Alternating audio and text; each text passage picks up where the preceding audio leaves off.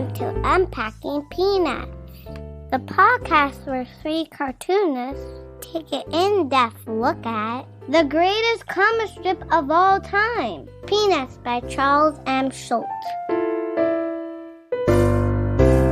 Hey everybody, welcome back to the show. This is Unpacking Peanuts, and we are up to the year 1977, which is very exciting. I was in kindergarten and buying my first Luke Skywalker action figure, so this was a very big year for me. How are you guys doing out there? Are you doing well? I hope you are. I'm going to be your host for the proceedings. My name is Jimmy Gownley. I'm the cartoonist of Amelia Rules, 7 Good Reasons Not to Grow Up, and The Dumbest Idea Ever. And joining me, as always, are my pals, co-hosts, and fellow cartoonists. He's a playwright and a composer for the band Complicated People, as well as for this very podcast. He's the co-creator of the original comic book price guide, the original editor of Amelia Rules, and the creator of such great strips as Strange Attractors, A Gathering of Spells, and Tangled River. It's Michael Cohen. Say hey. And he's the executive producer and writer of Mystery Science Theater 3000, a former vice president of Archie Comics, and the creator of the Instagram sensation Sweetest Beasts. It's Harold Buchholz. Hello. Well, guys, I have a lot to say about this year. I enjoyed it, but what I want to sort of talk about with you guys, at least off the bat, is, and I don't know if you guys noticed it, but I felt that there was a real shift in the art this year. I felt that he was putting more detail in the backgrounds. He was using different compositions. I'm thinking of tiny little Linuses on top of buildings, or I'm thinking of the 3/4 buses from the field trip and stuff like that. Did you guys notice a change in the art at all this year? Yeah, actually, I picked two of the strips I picked were particularly because he was doing things in perspective, like that bus, which I don't recall him doing backgrounds in perspective. Almost never. I mean, that the like one, the doghouse. Yeah, right. Yeah. Yeah, I mean, that was at the beginning of the year. I didn't notice it so much at the end. But yeah, there was definitely a shift in the art style. And I'm definitely noticing Snoopy morphing into his latter-day appearance. Yeah. Yep, I can see that too. Harold, what about you? Did you notice anything like that? Nope. Oh, right. Well, actually, I did notice one thing that was a shift that I'll bring up when we get to it. But I didn't really notice that much of a difference in the art style, although I like the art style in this period. Yeah, I like the art style too, absolutely. Do you have any Schulz background info for us here in 1977? Other than what we will bring up as we go through the strips, there was one thing that was listed in the Schulz timeline that I thought was worthy of mention, since we brought it up before multiple times. This is the year that Schulz went to the doctor for the first time for his hand tremor, because he was having trouble controlling his drawing. Wow. And that's a big deal, because we know what's to come in the second half of his career. So it was interesting to know that in 1977, this is when it was significant enough that he went to see somebody about it. Oh, wow. That's amazing. I meant to mention this a while ago. This is going to sound like a bragging father, but my daughter Stella, she's a film student, and she got her first documentary selected for a film festival in Philadelphia. Well, that's fantastic. Yes, we were very proud of young Stella. But while I was there watching, they showed one about an artist. He was a commercial artist who did high-end work for commercial clients in like the 60s and 70s, oil paintings and stuff, and for national clients. And he gave it up and came back in later life and wanted to start painting for himself. And the thing that inspired him was watching Schulz draw with the shaky hand, because he had the same problem. Oh, wow. And he felt that he actually liked the later Schulz stuff more than he liked the early stuff. And that actually inspired him to pick up the brush again, which I thought was wild, because he's not a cartoonist at all. I mean, he's basically like a photorealist. But it was really interesting to hear his perspective. That's really interesting. Now, one thing that I will mention on the front end of this year is it seemed like there was a lot of what I would call gentle absurdism. that was coming into the strip that I'd never quite seen before, or at least it's moving in this direction. So I was kind of intrigued by that. There were a lot of non sequitur-y kind of things that just were kind of happening in the strip that had a different feel this year to me. Yeah, it seemed like he definitely was letting go of the leash here. And his imagination was going in some pretty weird places. I mean, two sequences in particular are like just bizarre. But I wonder if there is some Alice in Wonderland. Yeah, that's images. I wonder if for some reason that was on his mind. I mean, just kind of free flowing imagination, but not tied to logic at all. Mm-hmm. Yeah, that's a really interesting point, because there is, my sense was he's letting go of the sharp punchline sometimes, and he's letting the final piece of that strip often become, it's just the jokes aren't as sharp sometimes, and it seems to be that's just where he is at the moment. Yeah, because it's not that he's failing at writing sharp jokes, is that he's choosing not to. Well, what it seems like is, I mean, he's added characters that are not as when he added Sally and particularly Peppermint Patty, they can often have just more childlike actual kid things to say versus this, the smart adult like comments that we got from the other characters all along. There's now this sense that he's actually treating the children as children sometimes. And so what they say in their character seems to be maybe more true to what a child would say, or a Peppermint Patty who says she's the dumbest kid in the class and all of that.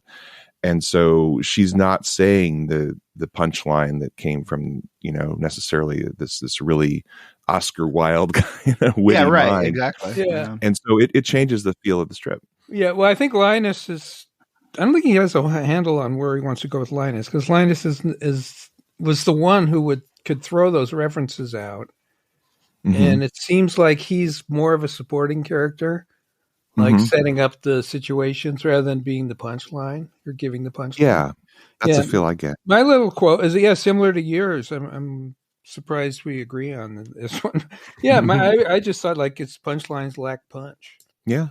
Well, he's. I think it feels to me like there's no way to extricate the influence of the animated specials at this point. I think so. I agree. I think that they are, the difference really probably, other than just the sheer weight of years, which I actually also want to talk about. But, the other difference is, I think back in those early days, really first 15 years, he had to focus on the strip. And then it gradually changed, of course, a little bit. But then at some point it was, the Christmas special, then that just unleashes a tsunami. And I just think he is now thinking of Peanuts I don't want to say a brand, because I don't think he ever thought of it just as a brand, but he's thinking of it as an entity. The show, the strips is one thing. How can you not, right? How can you not? Right. Right. And I definitely feel that is what's the source of what you guys are identifying, I think. The weirdness of it to me is that the rest of the world is going in the exact opposite direction, comic strip wise. It's wild that except for like adding things like Star Wars and like Spider-Man or whatever, you are not adding these continuity strips that just kind of have day-to-day stories. There's so few, but for better or for worse, very, very few. Right. But it definitely makes a difference. The other thing I do want to talk about just the fact that we are now in 1976 and he started in 1977 rather, and he started in 1950. Yeah. We're now, Star Wars is debuting in 1977, the original Star Wars. The culture is at a turning point here. A total turning point. Pop culture for sure. Yes, I think I feel that in a lot of ways the 70s started ending in 77. I mean, you had things like Star Wars, you had things like punk rock. It was a slow death maybe, but but things are changing. I agree. Yeah, there's something significant that's changing here. Yeah. And I was thinking Star Wars was there's so many things that people have said about Star Wars, but say when it came to film, and Charles Schultz is in the world of film because he's making competing animated. He has a movie coming out this year. Features. Right. And so he's aware of that. But what I don't know what your take on, Star Wars is. I know you've thought about it a lot. I'm sure. Too much. But to me, Star Wars was an interesting mix of the 70s and what was to come, because it had the simple optimism of, an old, it's kind of based like a Flash Gordon comic strip where there's good guys and bad guys. And it's just, after getting so murky in the 70s with what was good and bad and who was a good character, who was a bad character, and just delving in these gray areas, all of a sudden you had this thing where it was like good versus evil, and people were like, whoa, this is so refreshing. But the other piece of it that kind of is interesting to me is it's a grungy space that is 70s. Yes. There's dirt and there's grime on these machines, but it's not like a 2001 A Space Odyssey where the ships are pristine and these gorgeous, perfect imagery. Right. You actually did have this kind of 70s grungy space, which did feel like the 70s portion of where Star Wars was embedded. Yeah, absolutely. Well, I agree with all of that. That is, and that even as a kid, it struck you as this is absolutely something new.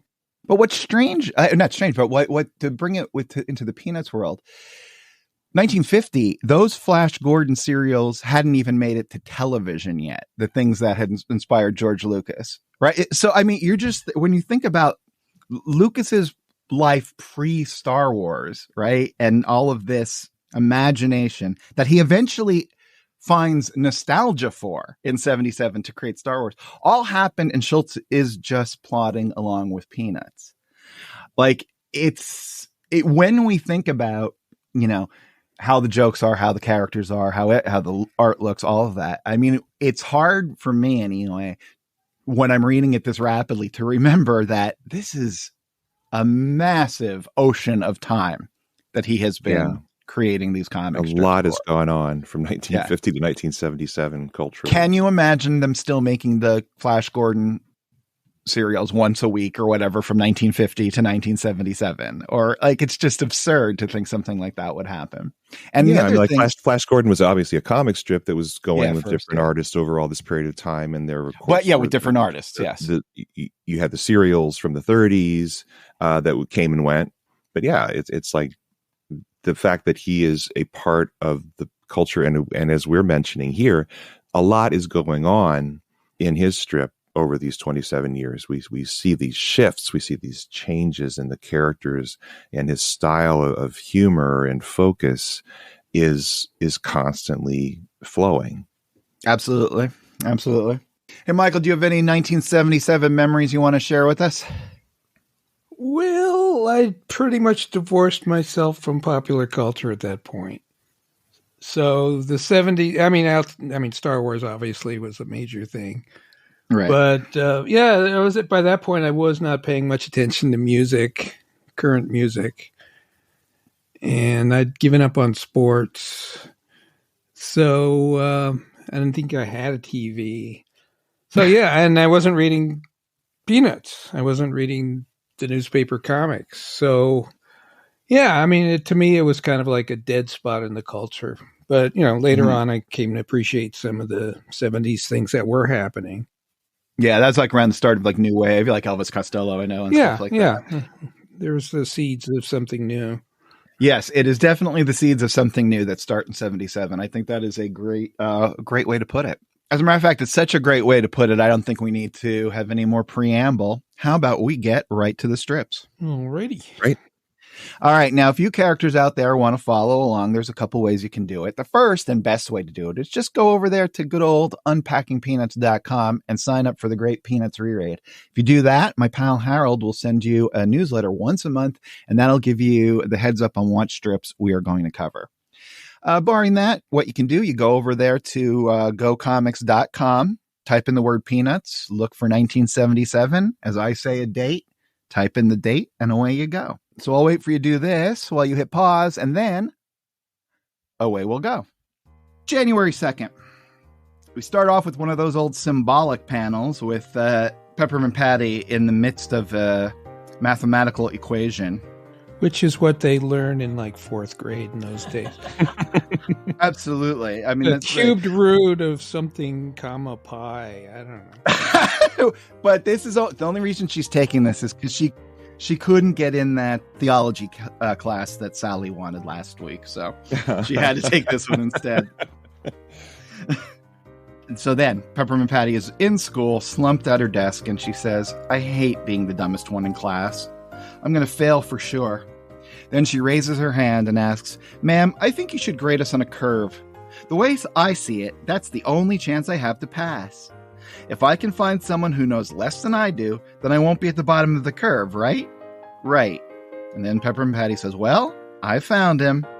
And then we see she has brought Woodstock into the classroom. And I have to say, Woodstock at a school desk is about the cutest thing you could possibly draw. Oh my gosh, that's an adorable drawing of Woodstock. Yeah. Once again, it's like this character is amazing because you can't identify him with him because, you know, you can't understand a word he says. He's a bird. But for some reason, when he smiles, it makes you happy. Like, oh, I'm glad he's happy. So weird. Very true. You know, the other thing, in all the list of the great 20th century things Schultz draws, did we ever mention desks? No, I don't think so. I don't think we did, but that's got to be in the old gallery because he draws a very, very good, clean 8-line desk. Yeah. Yeah, that like uni desktop storage area and chair all in one piece of furniture. And then he tries to do it in perspective later this year, which is just weird. He writes it once and that's it. Yes, he does. By the way, I have had to draw desks in quotes perspective. It's no fun. Nothing. I just perspective and I don't get along. Speaking of, though, January 3rd. Peppermint Patty and Marcy are in school, and Peppermint Patty seems to be giving a reading report. She says, "Christmas vacation reading report." Then she continues. Marcy is listening. "Reading is one of my favorite pastimes." Marcy turns around. "I can't stand to listen to this." Then Peppermint Patty says, "I read every day, and you know what I read?" And she holds it up. A cereal box, and it's a box of Snickers snacks. And then Marcy says, "Og," and does... after 26 years, the classic feet up in the air because she was so shocked at the punchline. And yet she knew it was coming. But he does this from the point of view of the classroom, so seeing the desks in perspective. Yeah. Which he never does. I mean, He could have done this with the usual side view. I guess you want Marcy's reaction. Yeah, I guess. He seems to be very aware that his strips are being printed smaller and smaller, and so this is a way to get a real focus on Marcy, where she's large in the frame. The only way you can do that is to do perspective. Yeah, boy, if you could see the difference now between the Sunday lettering and the daily lettering, that really goes to show, I think, what's going on with the size of the strips. Yeah, we had mentioned before that the strips are getting. Well, the newspapers, remember, this is the 70s. This is, remember, just after Gerald Ford a couple of years, whereas whip inflation, now he had the little buttons win. And so newspapers and newsprint were not immune to this. And we'd say, you know, every once in a while, with the crazy skyrocketing price of like oil, same thing for newsprint. It would just go crazy up high and then it would drop really low as this huge commodity thing. And every time you had this period where there was a huge increase in the price of something like newsprint, the newspapers are, you know, it's a big part of their expense, right? Is the paper they're printing on. And so the only thing they could really do, as we mentioned before, it's printed on this gigantic drum. You can't change the size of the drum that it's run on, so the height of the paper stays the same, but they would tend to narrow the width of the paper because they could change the paper roll that went on that drum.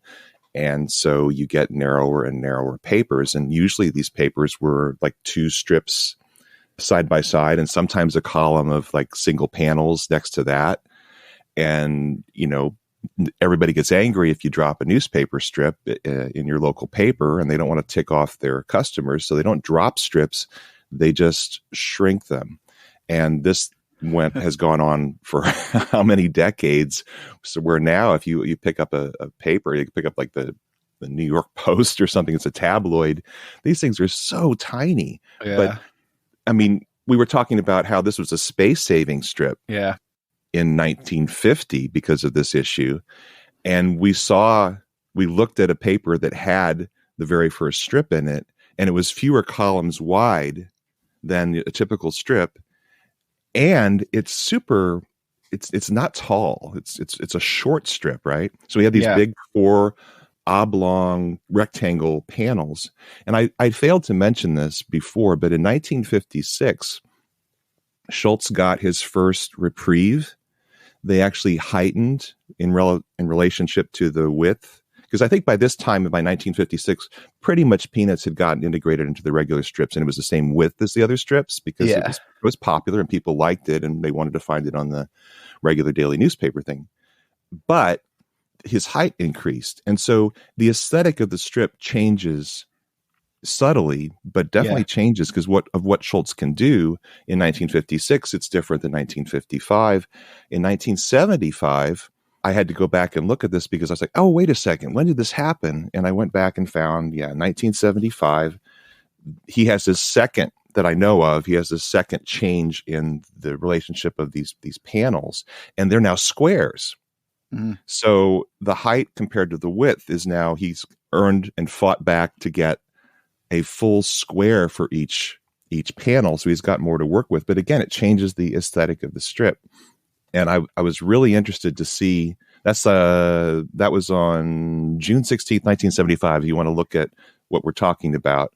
And the first one that was added height in 56 was May 21st. So there's 19 years where nothing had changed on the dailies. And now all of a sudden he had more height in 75. And it does feel different. And I don't know if Benjamin Clark or anybody who collects these strips and knows like the original artwork, if I had to guess, I'm thinking that Schultz, because there's 2 ways he could have drawn it differently. One way would be that he would add the height in to the strip that he's drawing every day and keep the width. But because the line art looks thicker, I'm guessing he probably kept the height the same and shortened the strip, if you know what I mean, when he's drawing it. So it's a smaller strip that he's drawing because it's a smaller print, and it doesn't really make sense to, be drawing something so much larger than what's actually appearing in the newspaper as it continues to shrink.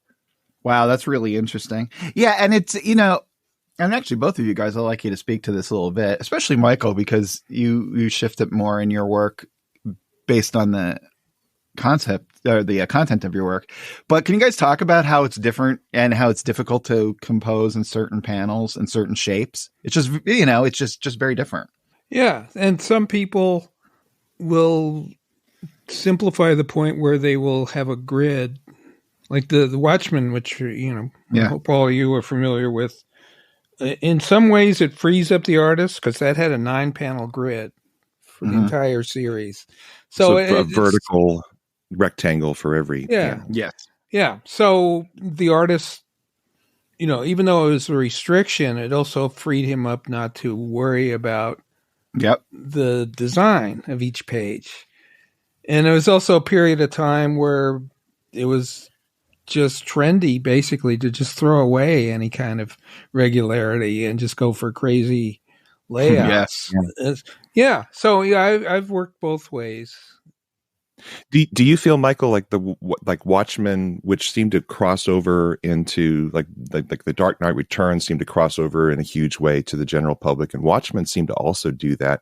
Do you think the regularity of those panels in some ways made that particular story more accessible to the average reader who was struggling with those crazy panels? It's really surprising. Because we grew up reading comics, but people who didn't often don't know where to go.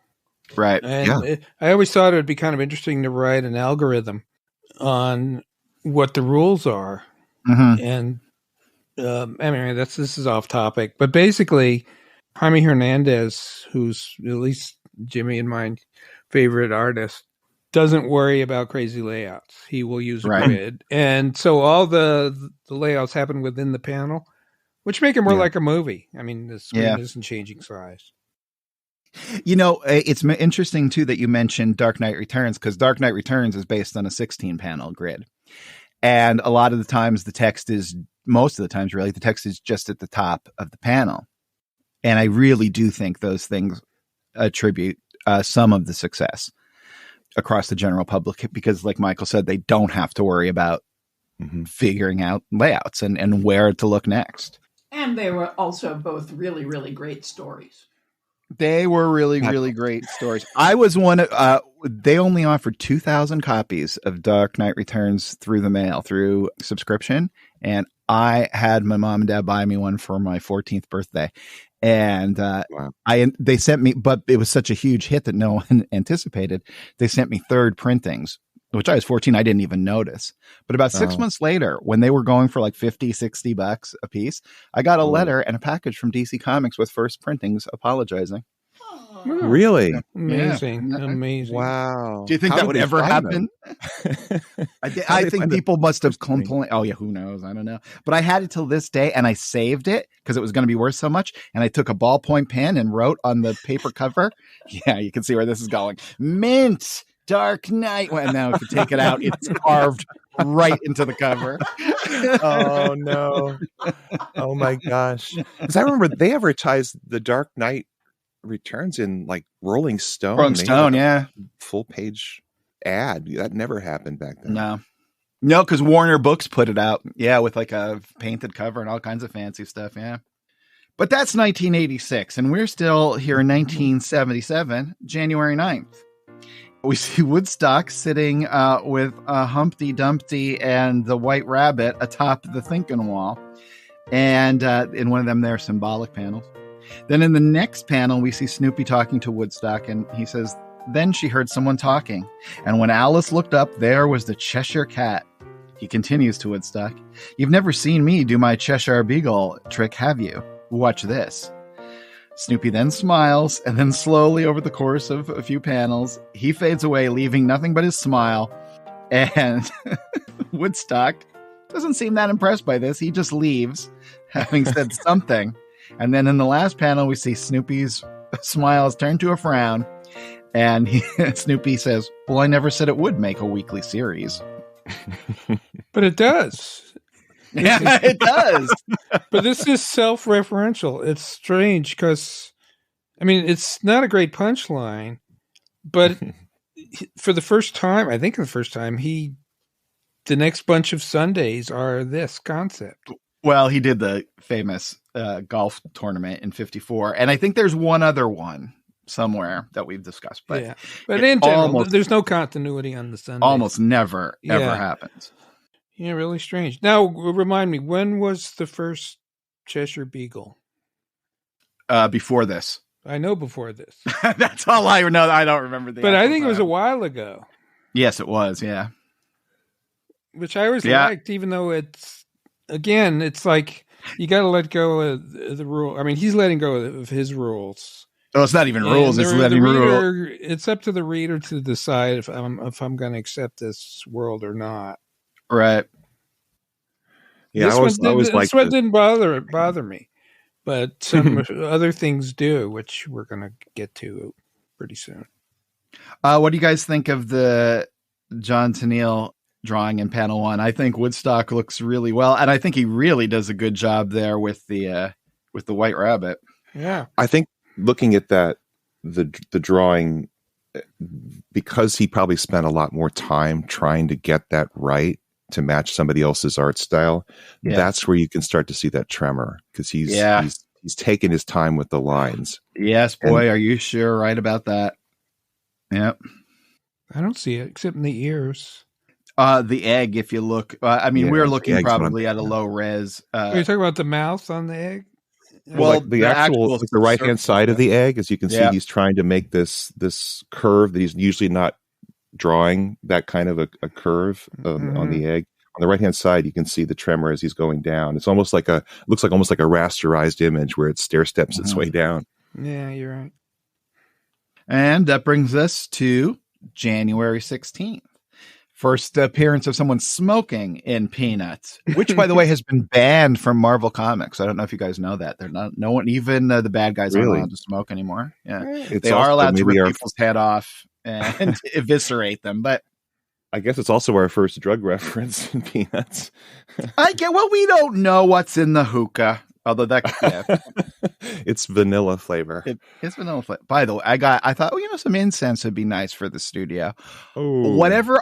I like some incense, but I got something. I don't know what it is, but you could literally smell it outside. Oh, no. It's called toxin. Yeah. Asbestos. I don't know about that. Yeah. So that ended my incense.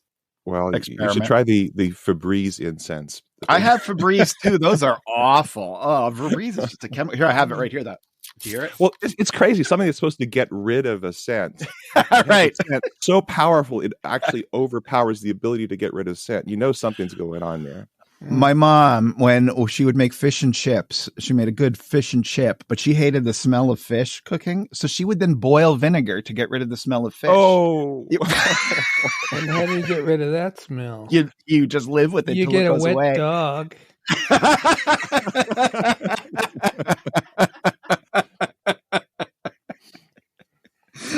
Yeah, it wasn't the best plan. Yeah, I can see the shaky hand on the grass in that first panel. Oh, I would not have noticed that. Interesting. So Woodstock and the caterpillar are doing drugs, and then Woodstock comes back to Snoopy and he asks him a question. And then that's in one of those symbolic panels, by the way, just so you know. So Woodstock and the caterpillar aren't really doing drugs. Then Snoopy says to Woodstock, "You want to see my Cheshire Beagle trick again? Okay, here we go." And then Snoopy does the Cheshire Beagle trick. This time, it makes Woodstock smile. He says, "How's this? You like that, huh?" And then Snoopy says, "Uh-oh," as his mouth gets very, very small, and Woodstock has a question mark of concern. And then Snoopy says, "I think we have a little problem here," as he's trying to sort of force his way back into visibility. And then he yells, "I can't get back," as we see just his mouth floating in midair. Woodstock takes off because he needs to get help, and Snoopy yells, "You better go for help. Call my owner. Call Houdini. Call Albo the Great. Call anybody." Then in the next panel, he says, "No, wait, don't call the..." And we see Snoopy getting doused with water. Fire department. So there we go. That is week 2 of the Cheshire Beagle weekly show.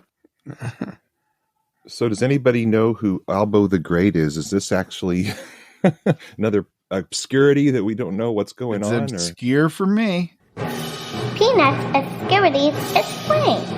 Probably an Ed Sullivan reference. I don't know. Not in 77, I don't think. Oh, maybe it is. Who knows? Oh, we don't know? I assumed you just knew. Let's look. I'm looking at there was a classic magic series by Robert J. Albo. Oh, that must be it. Do you think American physician, surgeon, and amateur illusionist. So I'm seeing here, this thing says, "Conjuring Arts in the Albo Family, proudly and exclusively after Dr. Albo's classic magic. Between 1973 and 2005, Dr. Robert J. Albo produced one of the greatest sets of books in magic literature. The Classic Magic Series, 11 volumes. Wow." Yeah, jeez. So I guess Schultz knew about Albo the Great. I don't know. Well, there you go. All right. Well, Albo the Great was apparently great. At least at collecting books and writing books. All right. Maybe Schultz was practicing prestidigitation or something. Oh yeah, maybe to get the little facility back in the old hands. He was trying to do some coin magic. I sort of doubt that. I cannot imagine. Can you imagine him having any hobbies? Watching sports, right, and reading or doing sports. I cannot picture him being like, "I really got to learn how to tie a fly." Or you know what would be great? Baking. It's just not happening. I cannot. You think he can make a good Windsor knot? Oh, I'm sure he can make a good Windsor knot. That's just being a civilized man in the 20th century, my friends. Dear Lord. I used to have to tie knots for people at the TV station I worked with. A couple guys who didn't know how to do it. And we'd have meetings. So 3 of them eventually I just tied them for them, and then they'd leave them hang over their lamp on their desk. And then these like on-air personalities. No, they knew how to do it. This was people who didn't have to wear ties. Reporters. Every day. No. January 18th. All right, now this is the story. This is another one of the long sequences that we do. And this is Sally and Linus's school is going on a school trip. So we see them getting off the bus here. And Sally says, "What's the sense in taking a field trip in the snow? What are we studying? Washington at Valley Forge?" Then she holds her hands up to her ears and says, "Maybe we're studying frostbite." And as they continue to walk and Sally continues to cover her ears, she says, "If my ears fall off, I'm going to sue the school board." So, yeah, so this is one of the ones I wanted to point out. This is where I started noticing the extra detail. Because we get in panel 3, we get the bus in perspective, just like we had the desks. And, 3 of the 4 panels have, feature this bus in some form, which is something that he was avoiding for a long time. And we see as this story continues, like in the next strip, there's even more of that. Yeah, it's pretty jarring, especially because it seems like there's more black happening on these objects, which aren't really necessary. I mean, when you're doing this minimal background thing in like the second and fourth panels, almost no background. It seems like it's overdone, and I think he probably realized that. Yeah. Do you think it has to do with maybe the shifting size of the panels, and he thought, well, maybe I could do a little extra here, or it was not, I could do a little extra, or maybe I have to because the shape is different. Because it's definitely, like you say, I mean, it's a different look. Yeah, but it doesn't add anything. That's the weird thing. It's like you establish there's a bus in one, and then you don't need it. So it was actually distracting.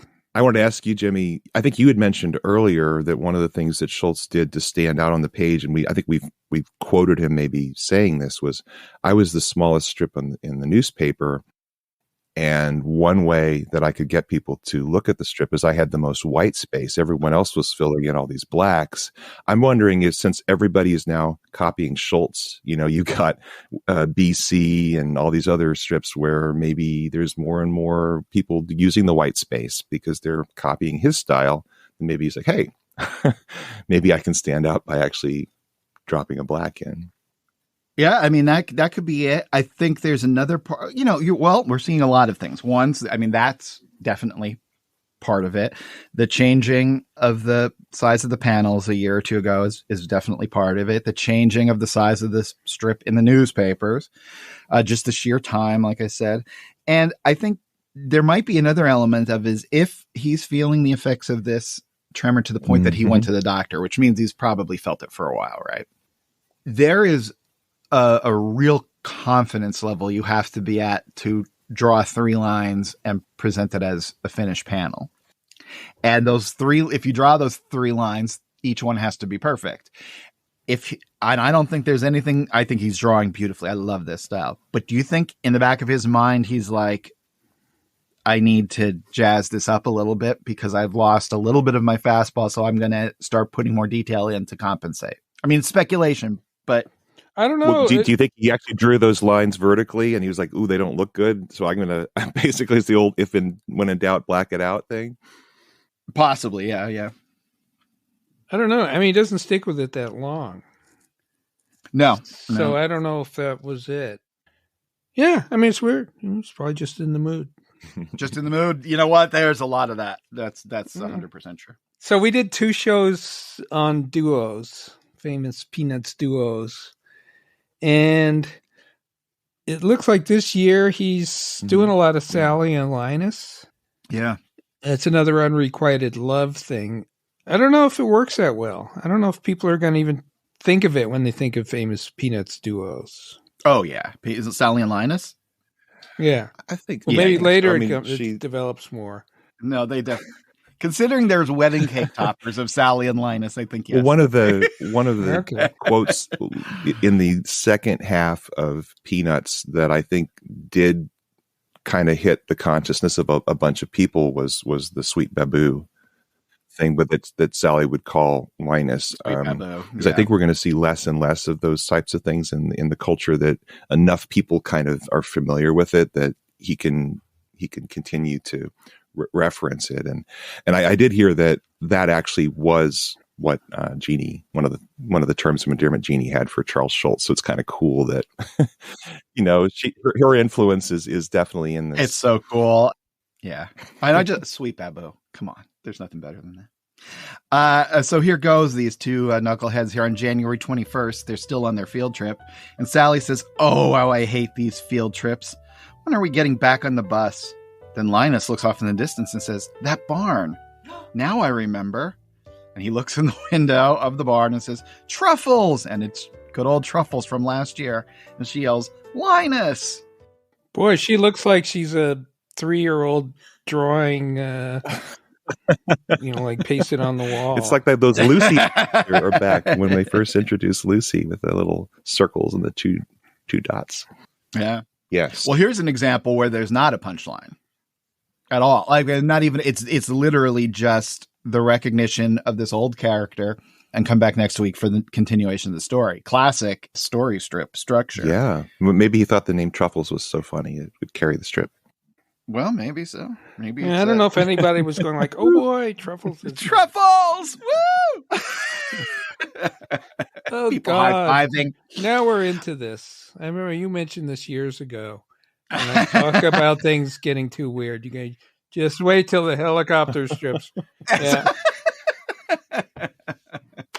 Now I know what it is, and you're right. February 3rd. So Snoopy as a helicopter is now rescuing Linus in this storyline, who has found his way to the top of the barn. Can't even remember exactly why, but so Snoopy is rescuing him. Woodstock is the pilot now with a little helmet on. It's crazy, but I love it. And then so we see them flying away. Chop, chop, chop, chop, chop, chop, chop, chop, chop. That's Snoopy's ears making the propeller noise. And Linus, who is hanging from Snoopy's tail in this rescue operation, says, "You're a good pilot. Where'd you learn to fly a chopper?" And Woodstock says something. And then Linus, swinging wildly from Snoopy's tail, says, "Nom." Weird. This might be this is one of the weirdest single strips in the whole. Oh, it might be the weirdest. Yeah. Oh my God! That's the first Nom reference in the strip. Me. That's exactly my sense. No. The dogs right. At the riot. Well, did they specific? I can't remember. Did they specifically call it out as? Yeah. Oh man, I'd forgotten about that. Yes. Yeah, they specifically say Vietnam. Yeah. The weirdest thing in this sequence to me is, so Linus climbs up on the roof to get away from the arguing Truffles and Sally over who he is the boyfriend to, right? Right. And in a Saturday strip on January 29th, we hear the Snoopy coming. Basically, it's called a helicopter. And Linus goes, "That's a helicopter," on January 29th. Then we have our regular Sunday strip. And then on Monday, the chopper hasn't even taken off, which is what's so bizarre to me. We have this little sequence with Woodstock charging for his helicopter services, charging Sally. And then the next day's strip, Woodstock gets into the Snoopy copter and they take off. It's like he has the strips out of order. It's like that thing where Linus is going, "That's a helicopter," should be 2 strips later, because now Snoopy is flying. Interesting. Yeah, no, you're right. You're definitely right. Well, look, they're dealing with issues from Nom. They can't. Maybe Schultz is thinking about the Saturday cliffhanger. I don't know. He just got to jump the gun and then wait. I got a couple funny gags here with stuff overcharging for his services. Yeah, it's very strange. Aside from the fact that Michael does not like flying dogs as helicopters with bird pilots, for some reason, I love that last panel with Linus. So I love the way Linus is swinging. I feel like there's weight to that drawing. I could feel like he's tossing back and forth. I think it's just super cute for a very surreal and very odd strip. Well, the addition of Woodstock really makes it fun to me. That's the genius. That's the twist. That especially Woodstock wearing a helmet. Yeah, they're really a duo, and Snoopy's allowing Woodstock to pilot him. Shows how that Snoopy has grown as a character. Well, the funny thing is Woodstock flies regularly and doesn't wear a helmet. But for this one, got to put the helmet on. Yeah, well, I guess Snoopy, he knows, Woodstock on his own is not a very good flyer sometimes, but it's pretty amazing that he can pilot Snoopy pretty well. Okay, so how about we take a little break right here and then come back in a few minutes and pick up where we left off. Great. Okay. All right, we'll see you guys on the other side of the break. Hi, everyone. You've heard us rave about the Estabrook Radio 914. And what episode would be complete without mention of the Fab Four? Now you can wear our obsessions proudly with Unpacking Peanuts t-shirts. We have a Be of Good Cheer pen nib design, along with the four of us crossing Abbey Road, and, of course, Michael, Jimmy, and Harold at the Thinkin' Wall. Collect them all, trade them with your friends. Order your t-shirts today at unpackingpeanuts.com/store. And we're back. February 17th. Peppermint Patty is sitting in the classroom, reading a little book, and she says, "Could you repeat the question, ma'am?" Because she missed it. Then she says, "Yes, ma'am, I understand." Then she repeats the question so that we can hear it. "What was the author's purpose in writing this story?" Then Peppermint Patty answers, "Maybe he needed the money."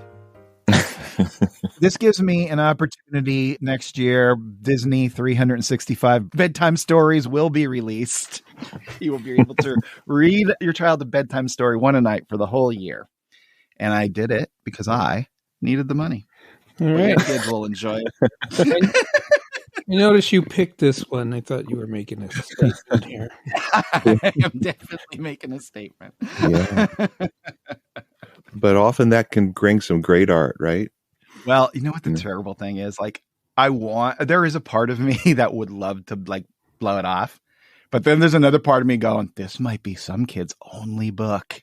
Well, yeah. And you're like, oh, so you have to see it. When you're writing, I don't know, maybe not everybody, but when you're writing for kids, it feels like there's a huge responsibility, even if you're just writing some junky thing for the money, because it's a kid, it's going to impact them one way or the other. I remember having a massive, a book that I loved just about Bugs Bunny working at a pharmacy.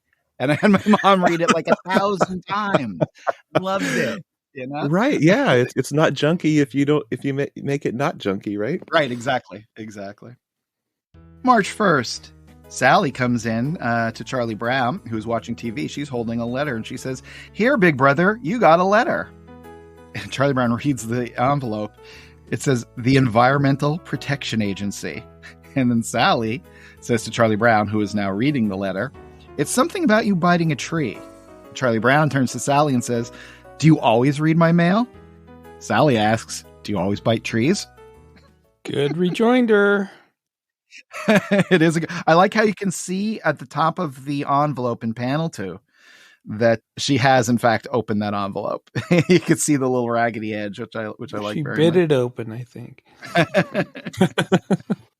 All right, so there you go. So what do you think about this idea that Charlie Brown, so the context is he's mad at the kite-eating tree and he threatens to bite it, and he does, and there's a gigantic gash in this tree, and then somehow the EPA hears about it. So what do you guys think about this? It's not a strong concept. I mean, of crazy ideas that Schultz puts in the strip, this is definitely up there, right? That not only does Charlie Brown take a gigantic bite out of a tree, which is much bigger than he could possibly have taken, and it's looks like he's gotten a mouthful, right, or multiple mouthfuls, and then the EPA hears about it and writes him. That was just like, wow. Well, the EPA is pretty new. Really, yeah. The EPA is a that's a thing, right? Nixon. Was that did Nixon start it, or Carter just gotten into office, right? No, it's Nixon actually. Yeah, Nixon started it. Yeah, but you figure it probably took a little while for it to ramp up. So yeah, this is only a thing that's only 2 years old, 3 years old at the most at that point. And yet they are on top of things here. Hey man, you can't have. They know what's going on in the neighborhood, right? You know. In Hennepin County. Yeah. I like. They're the bad guy in Ghostbusters, which I always thought was phenomenal. But Ghostbusters, when you watch as one of these adults, you watch it and you go, I see. The heroes are terrible. They don't do one thing right this entire movie. Yeah, it's weird for sure. But it's also, it's the element of him going for the zeitgeist perhaps a little bit too, because environmentalism is ramping up for sure in the 70s. Yeah, and that it's, and Charlie Brown is the one who's getting in trouble here. Don't go biting a tree. I mean, what do you think about that? That's what's like. What do you think about Charlie Brown losing it like that? Yeah. It's one little surprise after another in this strip. It's just, boy, he's gotten angry at that tree before though, so I guess it's not unprecedented that this would be the one thing he would really take it out on, right? Yes, well, I guess so, because it has been torturing him for quite some time now. But hey, Charlie Brown got a letter. That reminds me of our old segment sitting in the mailbox. Liz, did we get any letters? Yes, we did, and they are kind of appropriate to what we've been talking about. Oh, all right, let's hear them. So we heard from Layla Sadiq, and she says, I love hearing your different takes on the Peanuts comics through the years, down to the tiniest details. My favorite decade is the 70s.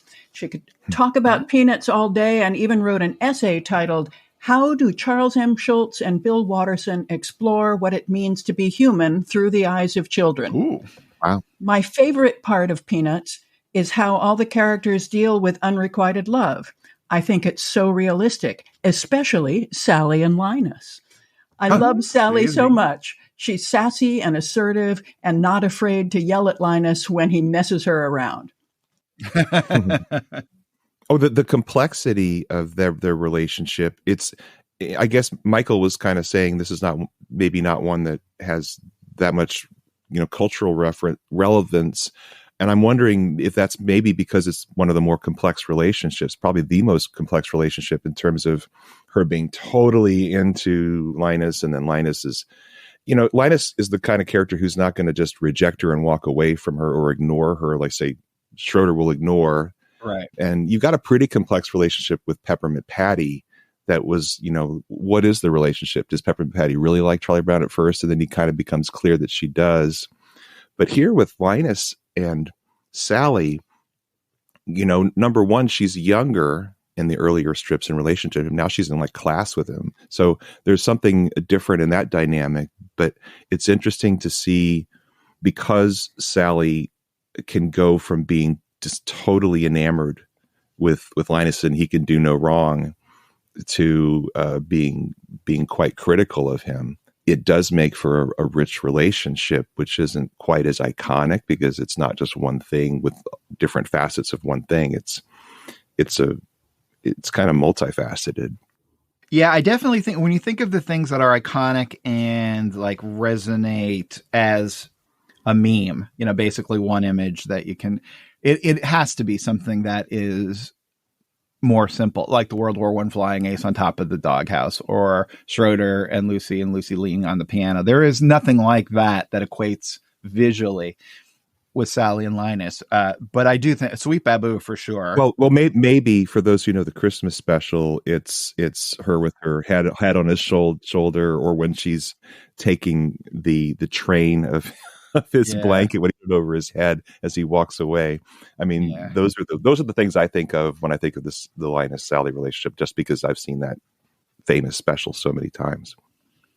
Great. Well, thank you so much for writing, and be of good cheer and write again. She also, I have to add that she watches Mystery Science Theater 3000 with her dad. Oh, that's so cool. As you guys know, I've been traveling around the country meeting Mystery Science Theater fans, and it's been so much fun. I hear so many stories of people who say, I started watching this TV show with my parent, often on Saturday mornings. They grew up that way, and it's fascinating there aren't a whole lot of TV shows like that cross the generations, and you just over and over and over again and see that usually it was the parent who said, you're going to sit down and watch this with me. And it's, for those of you who haven't seen the show, it's essentially you're watching an old B movie along with with three characters in a movie theater who are in silhouette in front of the screen that you're watching this movie, and they're joking all the way through it. And one of the cool things about it is there might be 500 comments, funny comments during the course of this film. There's tons and tons of jokes, and some of them land and some of them don't. But one of the cool things is there's so many pop culture references that you might be laughing as an adult because you get a joke about Ajax the foaming cleanser or something from your era, and then there might be a song reference that a child would get that the parent wouldn't. And so you're laughing at the same time, but you're also laughing at different times. And it's often a way to get to know each other because, it's like, well, what are you laughing at? What was that about? And they get to explain to each other what they're laughing about. And I think that's a cool thing about Mystery Science Theater. Absolutely. And Layla, if you want to send us a link to your essay, we'd be happy to share it. Yeah, we'd love to see it. I want to read it, if nothing else. Thanks, Layla. Yeah. Then Drew from New England writes and says, I found another great addition to everyday items that Schultz masterfully draws. In this case, February 25th, 1976 includes crutches. Besides already being a hilarious strip for that month, the crutches somehow feel like they're from the 70s, even though I'm too young to have any authority on the 70s. It's probably because the arm padding is a dull gray and looks skinnier than today. Anyhow, Drew says be of good cheer. All right, Drew, be of good cheer. Yep, that's a good pick. Did you guys notice the cast had these little details that are only for somebody who's obsessing over this horrible cast on his leg all those months? That he's got like a little patch type of thing. I don't know how it works, if that's where like the last of the bandages get stapled into the cast. I don't really know how casts work, if it's like a plaster of Paris-y kind of thing, but I always noticed that he would put that little detail on the bottom of the cast, which I never see other cartoonists do. Yeah. Boy, back in the day, every year there'd be some kid in a cast in your grade. That was back when people did things. Skateboards. Yeah, that was a huge one, right? Yeah. Yes. All right. So that's going to close up the mailbag. If you guys want to get in touch with the gang, we'd love to hear from you. You can find us on Instagram, Twitter, and Threads. We're at Unpack Peanuts. And on Blue Sky now, fresh on Blue Sky and on Facebook, we're Unpacking Peanuts. And we would love to hear from you. You can also just email us, unpackingpeanuts@gmail.com. So we would love to hear from you. So if you have a moment, drop us a line. Hey, well, if you have a difficult to pronounce first or last name, if you want to give us a little clue so we can do it justice, let us know. And let's get right back to the strips. March 6th, Snoopy is playing tennis.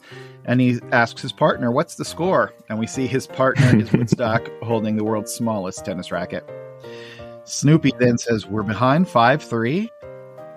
Not to worry, partner, not to worry. Then Snoopy lays down his plan. We'll break this guy's serve.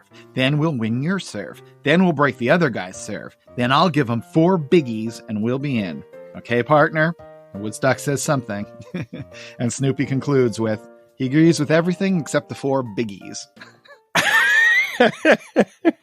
I laughed out loud at this one. It just didn't make my cut. I'm so glad. I think, Jimmy, did you pick this one? Oh my God. I don't know if I did or not, but no, I didn't. No, I'm not a fan of the tennis strips. There's a lot of sports this year. It's probably half. I'm generally not, but the 4 biggies made me laugh for sure. 4 biggies is what did it for me. And it's, you know what it is? Unnecessary quotation marks right there, bringing it home for the laugh. Yeah, because he's quoting himself or quoting Woodstock quoting himself. It just makes it even funnier. And I love the fact that the tennis ball, I mean, there's almost no way that Woodstock could hit that ball and it not hit the wood on the racket. Yeah, you're right, Michael. There is some more sports coming up here March 13th. And now we're back at the classic, the good old baseball game. And Charlie Brown's team is losing by a lot to nothing. And Lucy is writing on something while she's sitting on the bench. Then she walks up to the mound and says to Charlie Brown, hey, manager, I'm making out our lineup. See what you think. I've got Schroeder down for catcher, Linus at second base, and Snoopy at shortstop. How about DH? Who's our designated hitter? I put down Shermy, okay? Shermy! That's fine. Shermy's a good hitter. And I've put you down for DG. DG, says Charlie Brown. Lucy walks away, saying, designated goat. I picked this because is this the last time Shermy's even mentioned? Oh, I believe so, yes. And then but we can add to the list because Yeah. he's a good hitter. That's right. We can. Oh, my gosh. He's not just a background character. Let's check the thermometer, Charlie Brown. Yeah, and maybe we should explain for new listeners what we're talking about. So our pal Shermy, from those early years of Peanuts, everyone would say, hey, there's no personality to this guy. Well, we decided early on that we were going to do something called the Shermometer, and we were going to add a character trait that we saw in the strip for Shermy. So we could, by the end of his last appearance, which we've now seen, be able to give you a complete breakdown of the character traits of one Mr. Shermy. So are you guys ready? This will be the final Shermometer. Okay, should you do it to like a Gilbert and Sullivan patter song thing? You work on that, and then we'll try that maybe for the finale, the series finale. All right. So, as of 1977, his last appearance in the strip, Shermy was a good-hitting, inquisitive, shaggy, expository, cool, straggling, bystanding, cynical, philosophical, history-loving, empathetic, aggressive, compassionate, patient, pedantic, emotional, good-listening, vain, friendly hypocrite. So please, everyone remember, he is a rich, complex character, but at the core of it all, he is a hypocrite. He's the very model of a major minor character. Very good. March 15th. Okay, now this is a long sequence, and I have to say, this is one of my favorite sequences in all of Peanuts. Talk about weird. This is deeply, deeply weird. This is Charlie Brown runs away from home, and he ends up managing a baseball team of even littler kids as he takes up life as a homeless man living in a cardboard box. It's fabulous from beginning to end. I will hear no negatives about it. And it begins, or at least what we're covering right here begins with March 15th. There's Charlie Brown sitting on the ground, and he says, "Where am I?" And then two little kids come up. One kid answers helpfully, "Right there." And the little girl says, "We were practicing and your head got in the way of our ball. We're looking for an older person to coach our team. Do you know anything about baseball?"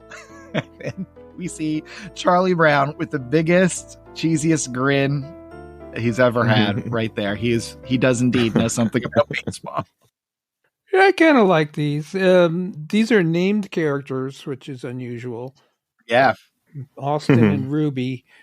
And I think it's interesting that he's adding a lot of characters this year and really ignoring the whole second string of Peanuts characters. In this year, Franklin won, Violet won. That's it. Interesting. Now, here's something I noticed, and I didn't put this together till you said they're named characters. These also look like Peanuts characters in a way that a lot of times the kids in camp don't. Yeah. Or like the unnamed kids in camp. Yeah. Austin and Ruby. I love these little deadpan characters saying these funny things. I mean, I thought both of these characters' lines were kind of fun, right? When Charlie Brown's, "Where am I?" and the kid points at him, "Right there."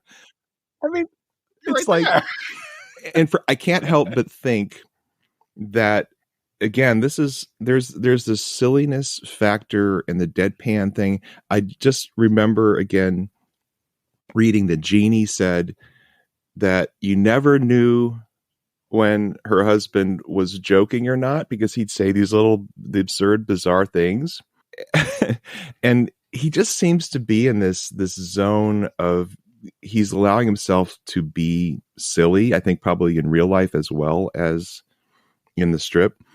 That's the sense I get. And because Jeannie was kind of off guard with it, but she was okay with it, or off balance, I should say. That's the vibe I get, is that saying these little silly things like that, he probably got rewarded for it in this new marriage. That's the feeling I'm getting. He was having fun saying non sequitur-y, just silly things. It's like, you know, in the letters that he wrote, you see this when he knows somebody really, really well. He gets into this really silly place. And when I see these characters, I think of that. Well, I think what's interesting too is that, you know, we think of, this goes back a little bit with our conversation last episode with the setup, punchline scenarios and Peanuts. You think of it always as panel, punchline. But here we see there's 3 jokes. The first 3 panels each have a joke that he had to write. And then the whole thing has like a meta joke, you know, where am I? Right there. That's a joke that he had to think of and write. And it's a throwaway in the first panel. It could be a t-shirt, strip, right? Where am I? Right there. Yeah. You're practicing and your head got in the way of our ball. And that's another thing, right? He had to write. So we now have 2 funny lines in 2 panels. Then the third joke is an older person, and Charlie Brown's clearly just another kid, even though he has alopecia. And then the fourth the meta joke that Charlie Brown sure does know a lot about baseball, but he's also, of course, we know, terrible at it. That's not easy on a day, daily deadline to write something like that while you're designing 2 cute new characters. And I bet he was very pleased with this. It's amazing. Oh yeah. Yeah. March 17th, St. Patty's Day. Leland comes up and says, Charles, first time he's been referred to as Charles, I believe. My name is Leland and I don't want to be the catcher anymore. Charlie Brown looks at Leland and says, let me decide that, Leland. Put your mask on and let's see how you look. And then in the last panel, we see Leland wearing the catcher's mask, which engulfs basically half of his body. Nicely drawn. Nicely drawn, a catcher's mask for sure. I love the design of the little 2-head high characters. Leland's looking good. Yeah, it kind of reminds me of those young, what was the name of the 2x4s? The comic he did for the church that was little kids, and he had stopped doing long ago, but it kind of takes me back there. Now let's, our next selection is going to be a Sunday strip, but why don't we skip that? We'll close this episode with the March 20th strip. Let's finish up the Charlie Brown as manager storyline. So that goes to March 22nd, what we're going to look at next. So Charlie Brown has been coaching the team, and Ruby comes up to him and says, where will you be spending the night, Charles? Charlie Brown says, oh, I found a little place. Ruby says, good, I was worried about you. And she walks away. Charlie Brown says, don't worry, Ruby. It's very comfortable. And in the last panel, we see a beautifully drawn Charlie Brown asleep in a cardboard box out in a field at night. Well, not asleep. He's just sitting there sighing, actually. The full moon. Oh, I don't have any memory of this from reading it in the newspapers. I don't have any memory of it. I never had it in a book. So the first time I remember reading this was through the Fantagraphics books. I just love everything about it. I love that last drawing. I think Charlie Brown looks great. I think it's so sad and so strange. I think it's so sad that there's stuff. Been no search party sent out for Charlie Brown and his family. Nobody seems to care that he's gone. Sally's not. Well, maybe they're looking. Yeah, I guess there's a whole untold story of what was going on at the Brown household. March 29th, another little kid from the baseball team wakes up Charlie Brown in his box and says, good morning, Charles. This is Milo. Milo says, I brought you some cold cereal. And we see him holding, looks like actually a pile of cereal in his hand. And then Charlie Brown says, thank you, Milo. That was very nice of you. And Milo says, you'd better eat it fast, Charles. The milk is running through my fingers. Because Milo did not bring a bowl. Further integration of the cast, another African-American character, Milo. Yeah, I love the little characters and their kind of stoic way of seeing the world. It's pretty delightful. Oh yeah, I would love to see a little Bad News Bears style special with these kids. So now what happens is we see who Charlie Brown has been training his team to play, and it turns out it is in fact his old team. And we wrap up here on April 2nd. Linus says to Charlie Brown, you should come home, Charlie Brown. That kite-eating tree fell over during the storm. The Environmental Protection Agency has no evidence against you. Are you an escaped criminal, Charles? Says Milo. No, not really, Milo. And then Milo says to Charlie Brown, when I grow up, I want to be like you, Charles. And then Charlie Brown yells, did everyone hear that? All right. So that wraps up the baseball storyline of Charlie Brown, the runaway, fleeing from the Environmental Protection Agency. Yeah, I just like to see those little moments when Charlie Brown gets a little respect, especially from these little kids, because I find them so funny and charming, and you know, they see him in a way that his own neighborhood doesn't, obviously. And it's just like a little release on a pressure valve. You know, every once in a while you get something from Charlie Brown, for Charlie Brown, that is you know, it's a good thing, you know. I'm happy for him. Absolutely warms the cockles of the heart for good old Charlie Brown. All right, so now we're going to go back to March 20th. This is a Michael pick, and this is what we're going to wrap up this episode with. So March 20th. Well, actually, I want to say something before you read it. Oh, okay, go for it. Which is breaking precedent. So we're going into unexplored territory. Very exciting. I had an earth-shaking revelation. Okay. Changed the foundation of the entire podcast. Oh, God. I'm not ready for that. Yeah. I had this revelation earlier as I was reading. I think it was around February.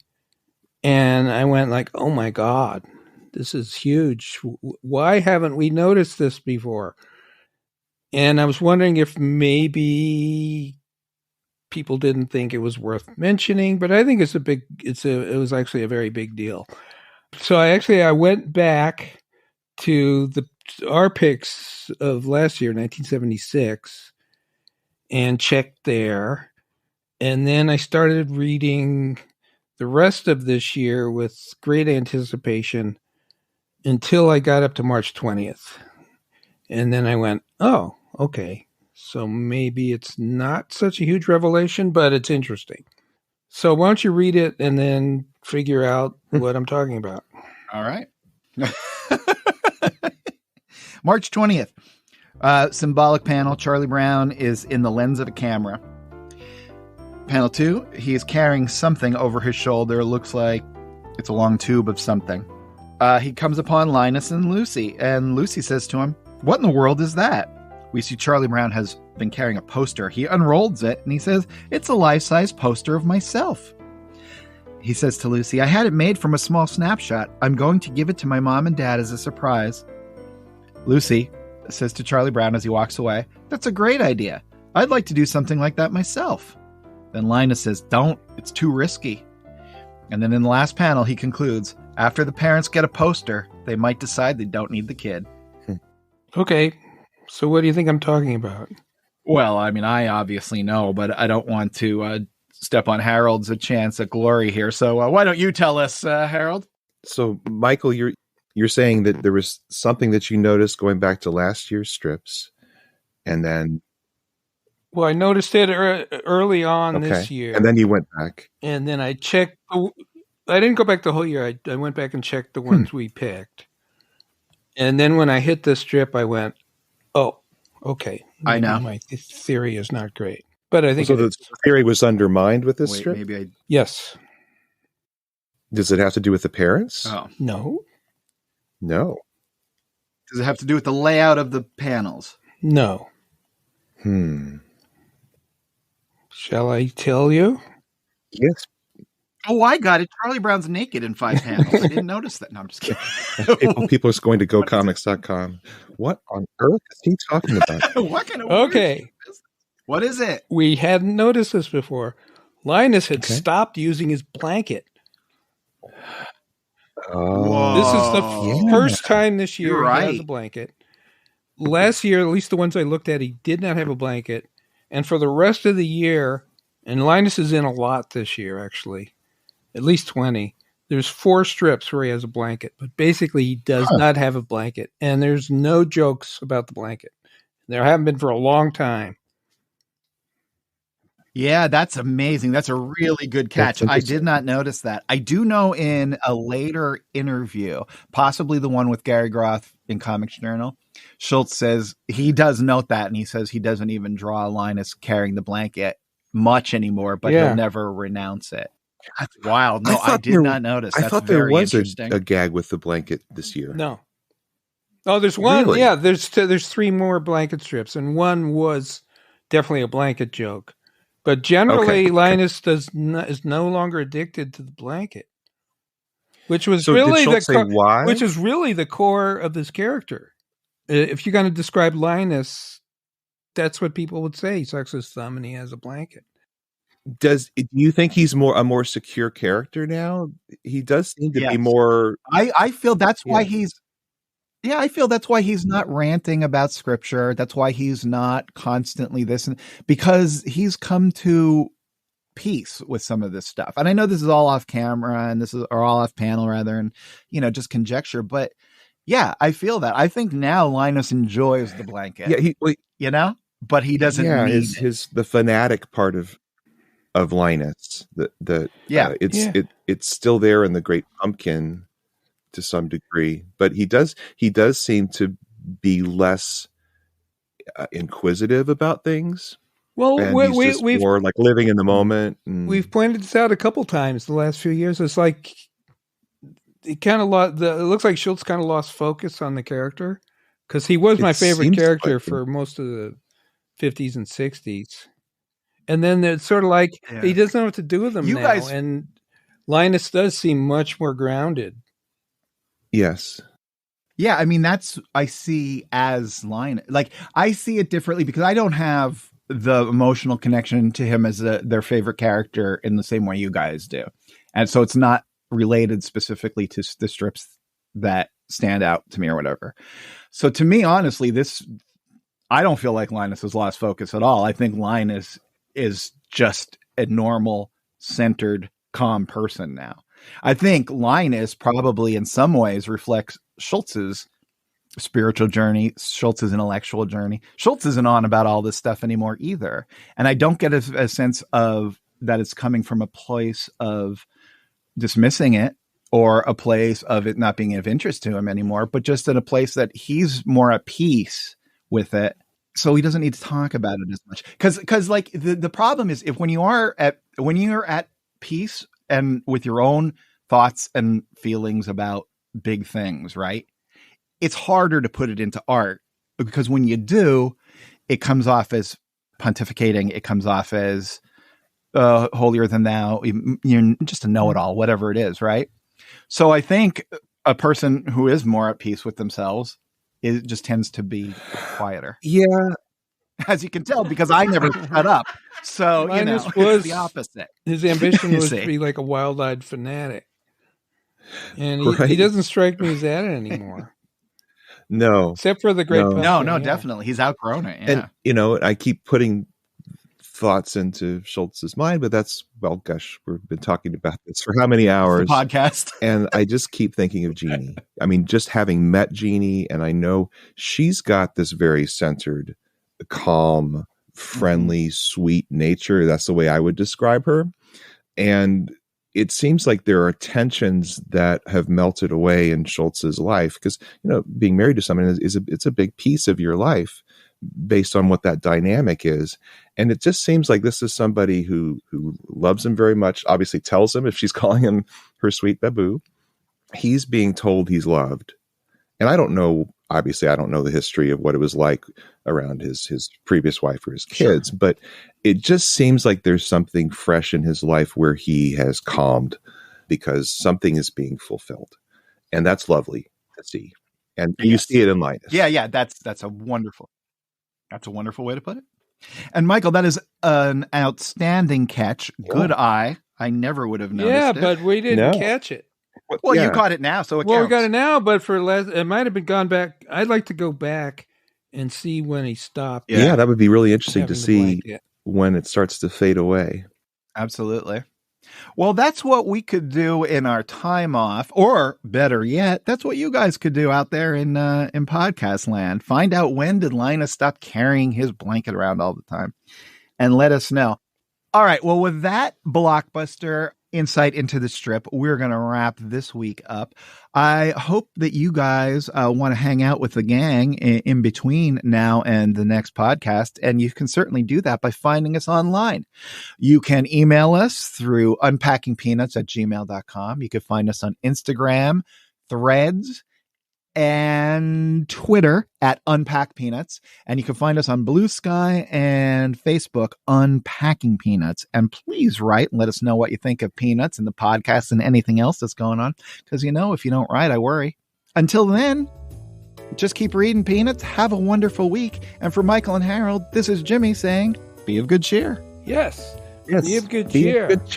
Unpacking Peanuts is copyright Jimmy Gownley, Michael Cohen, and Harold Buchholz. Produced and edited by Liz Sumner. Music by Michael Cohen. Additional voiceover by Aziza Shakrala Clark. For more from the show, follow Unpack Peanuts on Instagram and Twitter, Unpacking Peanuts on Facebook and YouTube. For more about Jimmy, Michael, and Harold, visit unpackingpeanuts.com. Have a wonderful day, and thanks for listening. Chop, chop, chop, chop, chop, chop, chop, chop, chop.